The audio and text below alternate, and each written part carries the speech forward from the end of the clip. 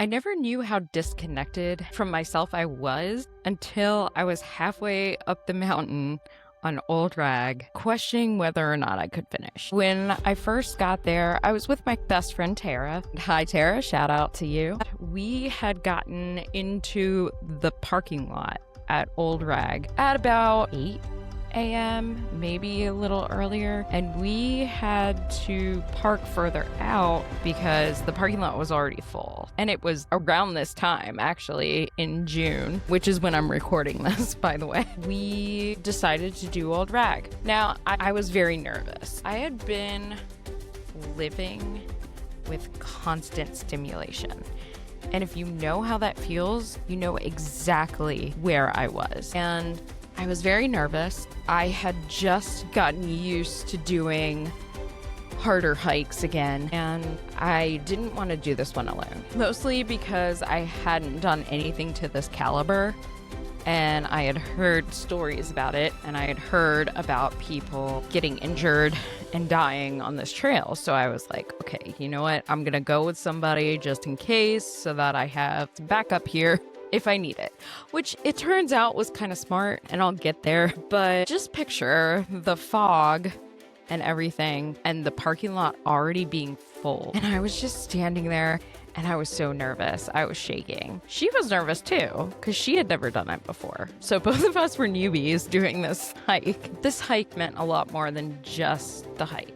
Right? For those of you who don't know, I started going out by myself into the wild probably about 6 years ago now, maybe 7. And it basically started because I was in a relationship that wasn't right for me.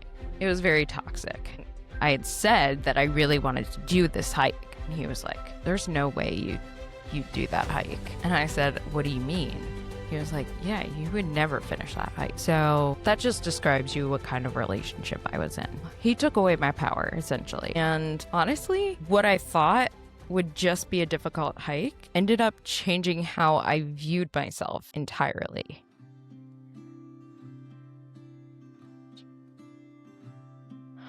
Welcome back to Roxy's World Adventures. This is a segment I like to call My Tales from the Trails. And this is a story of how Old Rag changed my life.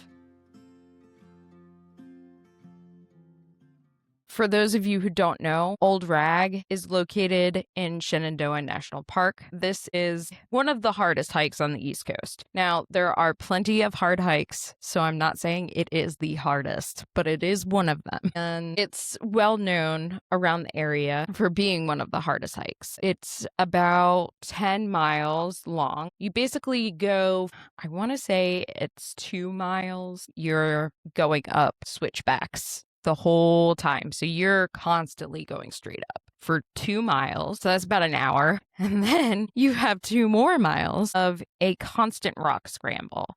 This is not an easy hike whatsoever. And the rock scramble is you are legitimately climbing at some points. So you're bouldering, essentially. So this isn't an easy scramble where you're just like, I'm just climbing up, blah, blah, blah. No, this is like you're using every single muscle in your entire body trying to get up this mountain to reach the summit. And there are 2 or 3 fake summits. You think you've reached the top and then you're like, oh, wait, there's more. I mean, it's wild. You're physically and mentally exhausted before you even get to the rock scramble. And it's kind of like Angel's Landing, right? It's essentially the same deal, except Angel's Landing is much shorter. Angel's Landing is one of the most popular hikes in Utah. Zion is one of the biggest parks out there, but it is essentially the same thing. You are constantly going up switchbacks, and then you have Walter's Wiggles, and then you finally get to where Angel's Landing starts, and then you start the chain part. It's essentially the same deal, right? You're doing the switchbacks all the way up, except this is 3 miles of switchbacks. Then there's 2 miles more of rock scramble. Honestly, when I got to the trailhead, I was nervous. I had told Tara this, and Tara was nervous too. She was like, but I have confidence in my abilities. And I was like, well, true. I've been doing this for a while. I should have confidence in myself. But you always have that slight doubt, right? And I think I've talked about this before, where you always have that little fear that lingers and it doesn't go away. But you also have this ball of excitement that you're just like, I just want to get started. Let's go. Let's freaking do this. I had a friend with me, so that made it so much easier. If I didn't have Tara there, sure, I would be okay, but having her there made things so much better. And I really thank her for doing this trail with me. I wish that she would do it again. She does not want to do it again, but hopefully she'll do it again with me. Maybe I can talk her into it. She's not a big fan of heights, so it's not really her kind of bag, but she did have fun doing it. So maybe I can talk her into, struggling with me again. I think many of us underestimate how much fear controls our decisions until we're forced into discomfort. I forced myself there. I really did. I was tired of doing the easy stuff. I was like, man, I gotta get out there. I gotta do something more. I'm always trying to one-up myself. It's a thing that I do. I don't know how toxic that is, but I'm always trying to one-up myself. So I was like, I've gotten to this point where I think I'm ready to take it up a notch. I feel like a lot of people always stay in that comfort zone, right? Many people fear traveling solo. I did too. Many people fear that change, that level up. They want to stay in their comfort zone where they are. And also, many people fear that physical and emotional discomfort that comes from being exhausted. All of those fears are completely understandable. And I've had them before. I had them at the beginning of this trail. And a lot of things became clearer after, and I'll get there, but you just have to get started. You just have to force yourself into that discomfort because you're never going to get to where you want to be until you make a change. So back to Old Rag, we got on the trail. We start walking. The first part's kind of, a little flat, whatever. And you're walking through the woods, and then all of a sudden you get to the first switchback and you're like, okay. So we start going up and Tara's like, all right, we need to stop. So we stop, we drink water. I mean, I definitely, took my time as well. And I told Tara this. I was like, if we need to stop, we need to stop. And I always live my life by this because I'm usually the person that, because I have conquered a lot of my fears, I follow whoever's the most uncomfortable, right? If I'm in a group of people, if I'm by myself, anything goes, okay? Because that's just who I am at this point in my life. But I was not always that way. I will have stories about that. But at this point, I told her, let's just take it easy because we're both out of our comfort zones here. I'm not used to doing a hike like this either. So let's just take our time. We'll stop if we need to because we really want to give our full exertion when we get to the rock scramble. Because we had heard it's pretty crazy. We're going up, we're stopping every 15 minutes to drink water, just catch our breaths, just chill out because it is a really difficult hike, and going up switchbacks for over an hour is not an easy feat. Almost everyone that I talk to that does Old Rag is like, that trail always kicks my ass, but it is so fucking fun. And I am here for it because I like having that physical exhaustion, but also because the trail is so fun, it just kind of makes it better. And it makes it something that I try to return to. But legs are burning because you're going up a steep incline. You're just hoping that you get to the top. And I can remember because I had all trails up and I was like, every few switchbacks, I looked at the all trails map and Tara kept saying, don't show me. Please, just don't even tell me. When we were halfway, I did tell her. I was like, oh, we're halfway to the scramble. And she's like, oh my God, halfway? I'm like, hey, we're halfway to the scramble. Think about it the other way around. This is a positive thing. We're halfway there. You can't go back now. We get to the scramble and we took a pause, but I can remember there was a couple that was hiking kind of right alongside us. When they would stop and we would pass them, then we would stop and they would pass us. And we were just kind of making small chat with each other every time we would pass by. Hey again, how's it going? You guys look happy still. That kind of thing. We noticed that a lot of people were taking their time. We never felt inexperienced, which was really nice because it was like, we're doing this hike with so many other people. And this one couple that was hiking with us was doing the exact same thing we were. It wasn't a big deal that we were taking breaks and were experienced in hiking at that time, that we didn't really compare ourselves to others. But we also felt that lag a little bit. What I realized, because this has happened before when I compare myself to other people, it destroys presence. The mountain doesn't care how fast you move. It only cares that you keep moving, right? Nobody else cared either. So why would I even worry about other people when I'm just trying to get to the top of this mountain? The real challenge of old rag, it's not really physical. I mean, it is physical, but it's learning how to stay mentally present when everything within my body was trying to escape that discomfort. I realized that every time I took a break, recentered myself, and became present, I felt better. I felt like I had that stamina and energy to keep going. Boy, so we get to the rock scramble. Honestly, this was my favorite part of the hike. It was so fun. And I'm so used to bouldering that some of the stuff I was like, man, I feel like I could have done this by myself. The rock scramble, it's pretty crazy. I mean, you're literally ducking under rocks. There's an area where you're climbing up steps and there's a stone on top and you have to climb up steps while ducking under this rock. There's times where I was using all 4 limbs to try to get down. And I'm short, right? I'm 5'1". Little less than that, but I like to say I'm 5'1". So I'm, just holding on to both edges and then sliding down with my feet and then trying to find little crevices with my feet. And thankfully, I am skilled in bouldering. That is what I do. I was able to figure it out. And, there's a ton of other people on trail, especially at that time because the main parking lot was full. We had to go into the additional parking at 8 a.m. It's crazy. There's tons of people on trail. Sometimes you're standing and waiting. Sometimes people can't figure it out, right?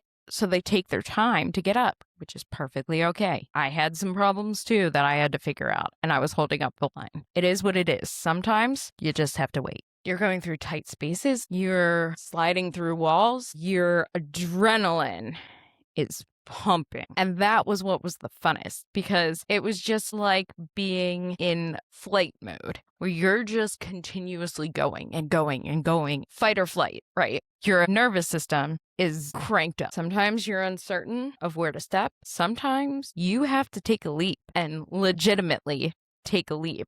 Tara and I both had to toss our backpacks at one point to leap over to get to the other side.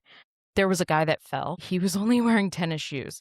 Guys, please, if you're doing a hike like this, do not be that guy.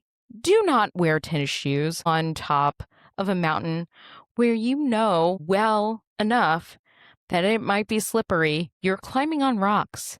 You can't wear tennis shoes up there. There was a time, and this is a tangent, I know, but I'm just going to talk about it. There was a time where I was hiking up a mountain with one of my friends up in New York. It was in the Adirondacks. And there was a woman trying to get to the top of the mountain wearing heels. I was like, are you sure you want to do this? And I didn't say it in like a mean way because I'm not that kind of person. But I was just like, I honestly think you might want to turn around because this is going to be rocks all the way up. And I don't know if you're going to make it in heels or walk barefoot, because I didn't see her making it all the way up there in heels. And it was no disrespect to her. It was for her own safety. Please do not be those people. Please, please buy hiking boots or trail shoes or something with some grip, because tennis shoes are not going to do it. Heels absolutely are not going to do this. Okay.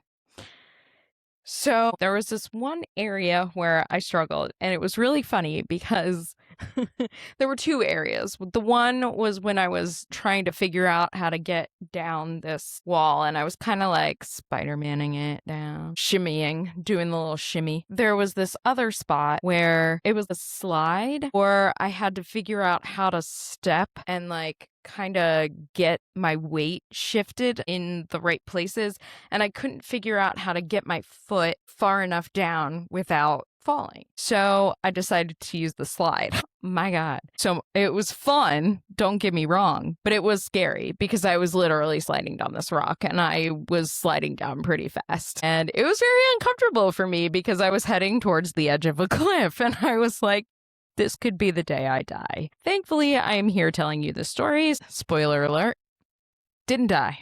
And then Tara just, climbs her way down, like, climbing down. And I'm like, come on. She looks at me and she's like, I've been struggling this entire time. I need to see you sweat just a little bit. And I was like, okay, fair. But there's that fear of, embarrassment, fear of failure, fear of not being able to make it to the top. There's always that fear that's there. But I chose to continue on. I chose to slide down that slide and make a fool out of myself because you know what? I'm never going to see most of these people ever again. I needed to push myself. I needed to do this. It wasn't just to say that I did it, right? It was more than that. What I talked about in the beginning. This man had taken away my power and I felt lost, confused, and I didn't know who I was. And I wanted to take that back. I wanted to fight for it. The mountain taught me that courage is not the absence of fear, but it's continuing to move anyway. Now I want to ask you this. What mountain are you currently avoiding? There's about 2 or 3 fake summits going up this mountain. There were definitely 2 times where we stopped and took pictures and then we're like, crap, we got to keep going. We heard people saying, oh, there's fake summits. And then I would look at my all trails and be like, oh, shit, we're not there yet, Tara. We got to keep going. So there was a lot to get there and it took a lot of being faked out. It's kind of like life, right? You get faked out by people all the time. That's just how life is, right? But you learn from that and you keep moving forward. We finally got to the summit and the wind was blowing a little bit, but we saw the sign. I saw the sign. Seriously, I think I sang that. I really did. But we saw the sign and it really did open up our eyes. We were so exhausted. And we have pictures, both of us. Like I have one with my tongue sticking out, looking like I'm exhausted. And she has one with her hand just like on her forehead with her head back in exhaustion. It was pretty hilarious. But both of us were like, we freaking did it. We did it. And we just immediately hugged each other. I mean, it was just a feeling that I don't think I'll ever feel that accomplishment again because there was so much meaning in that accomplishment. I'm not saying that I'll never feel happy about getting to the top of the hike ever again. Making it to the top of Angel's Landing, yes, it was beautiful. And yes, it was a difficult feat to get there. I didn't have that emotional connection. I did have a little bit, but it wasn't that connection that I had with Old Rag. There was something there that I needed to do and I needed to finish. And when I finished it, I was very emotional and I kind of still am when I'm telling this story. It's an emotional thing, right? When someone tells you you can't do something, and it's not like I was training to do this or anything. Well, when I thought about it, I was like, well, I kind of want to do this hike now. I want to see if I can do it. When I finished it, I was like, I really can do this. I can probably do other hikes that are similar to this. And I went on to do things like Angel's Landing. I went on to do things up in Maine, some difficult hikes up on the Appalachian Trail. I didn't have that fear anymore because it was put into me. And I like to say that most of our fears are put into us by our surroundings, who's around us, who's talking to us, who's saying different things. At that moment, I knew I had the power to say no. I knew I had the power to say, I can do this. I can do these things that other people don't think I can do. And I proved it to myself, really. It was a moment of proving to myself that I had the power to do it. It was just so incredible. I took a moment at the top. I walked around, I did some pictures, and I sat and ate, and I thought about things. I thought about how different I had become. I thought about how I wasn't going to be the people pleaser that I was. And I will please to a certain extent, but I was not doing it in a good way before this hike. Once I calmed down and ate, got some water in me, I sat down on the edge for a little bit and just kind of like looked out. And I don't know, it was one of those things where I thought to myself, I was like, this is what I needed to change the feelings of fear that were in myself. And sometimes you really don't need therapy sessions. Sometimes you don't need luxury vacations. Sometimes you don't need constant advice. Sometimes you just need to be alone on top of a mountain that took a lot of exertion to climb, to hear yourself think again, and to give yourself that power that you know you have. So after staying up at the summit for a little bit, we decided to start going down. Now, the first part was a little bit rocky, so it was a little fun going down, but then you're stuck on this fire road. And for most of that fire road, I was just completely exhausted. I was almost out of water too. And I had 3 liters of water going up the mountain, to give you a story of how much water I had drank trying to get up that damn mountain. So I was almost out of water. I was exhausted. There was a little river that Tara had spotted and she went down to it. And I ended up, I think I saw her backpack or something because she was ahead of me at this point. And I was just kind of walking by myself and thinking and just feeling much more confident in myself.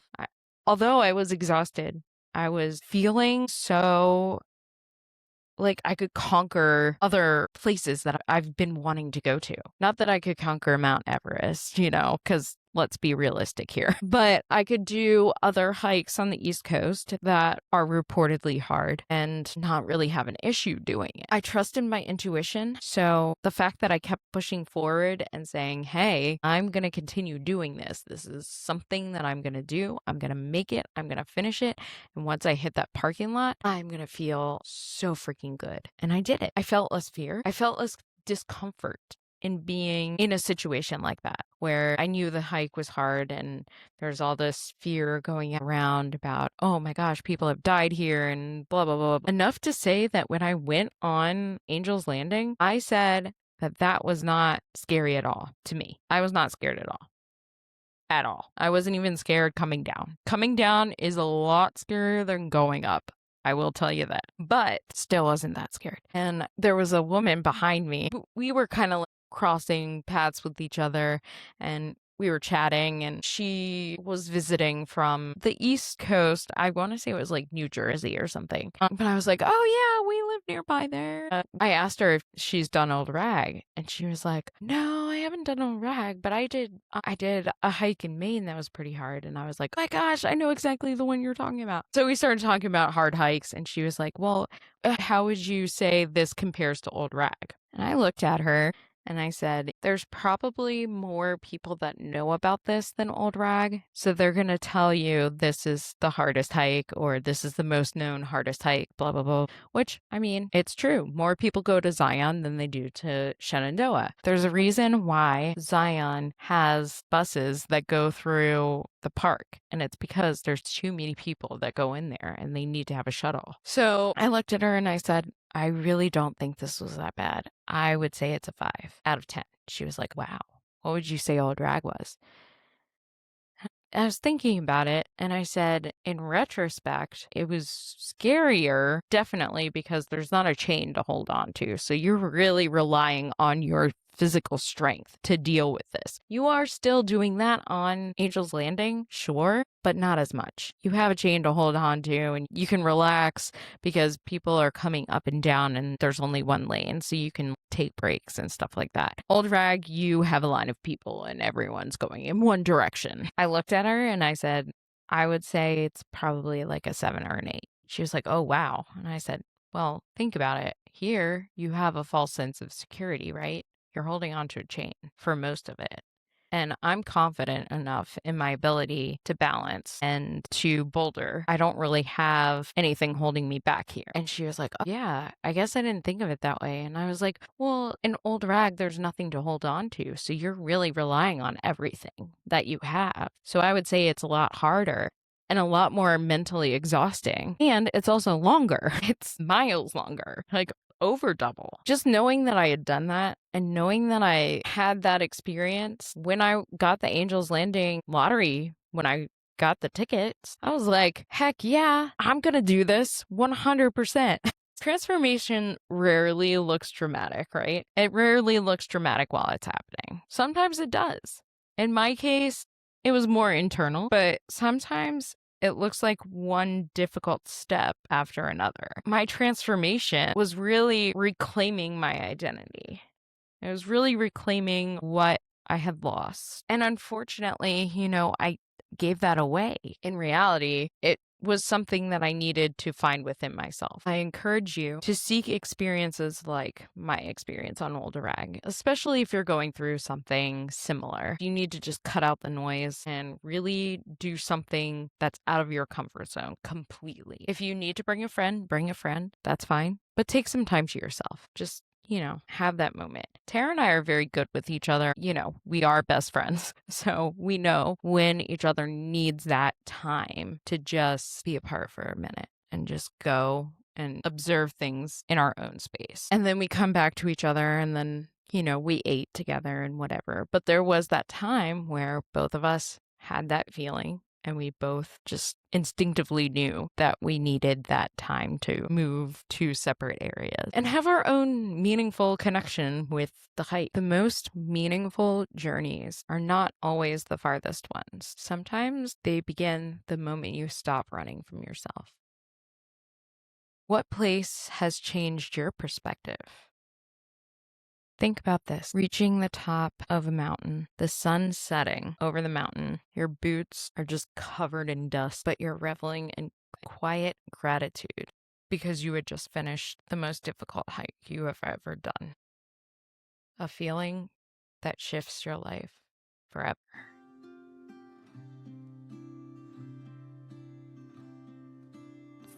Follow Roxy's World Adventures for more stories where history, travel, healing, and the unexplained collide. Explore on.